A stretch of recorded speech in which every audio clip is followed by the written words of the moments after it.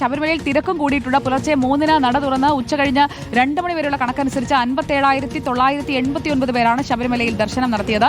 ഇന്ന് spot booking 5000 മാത്രമായിരുന്നു. ഇന്നലെ റെക്കോർഡ് ഇട്ടു ദർശനത്തിൽ എത്തിയ ഭക്തരുടെ എണ്ണം 1,18,886 പേരാണ് ദർശനം നടത്തിയത്. പ്രവീൺ, മണ്ഡലകാല തീർത്ഥാടനം തുടങ്ങിയതിനു ശേഷം ഏറ്റവും കൂടുതൽ ഭക്തരെത്തിയത് ഇന്നലെയാണെന്നാണ് കണക്ക് കണ്ടിട്ട് തോന്നുന്നത്.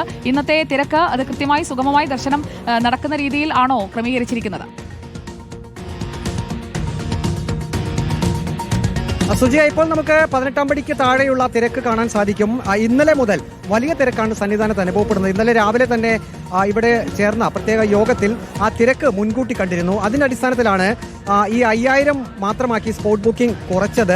ഇന്നിപ്പോൾ എന്താ കണ്ടില്ലേ, 18-ാം പടിക്ക് താഴെയൊക്കെ നല്ല തിരക്ക് തന്നെയാണ്. ഒപ്പം തന്നെ ഈ പമ്പയിൽ നിന്നും സന്നിധാനത്തേക്ക് ഭക്തരെ നിയന്ത്രിത അളവിൽ മാത്രമാണ് കയറ്റിവിടുന്നത്. അതായത് ഓരോ ഘട്ടം ഘട്ടമായി അവരെ പ്രത്യേക സ്ഥലങ്ങളിൽ തിരിച്ചു നിർത്തി തിരക്ക് കുറയുന്നതിനനുസരിച്ച് മാത്രമാണ് ഈ പമ്പയിൽ നിന്നും സന്നിധാനത്തേക്കൊക്കെ മലകയറ്റം അനുവദിക്കുന്നത്. ഇപ്പോൾ തന്നെ ഒടുവിലത്തെ റിപ്പോർട്ട് പ്രകാരം, ഏറ്റവും ഒടുവിൽ വന്ന കണക്ക് പ്രകാരം തന്നെ 2 മണി വരെ 57,989 പേർ ദർശനം നടത്തി കഴിഞ്ഞു.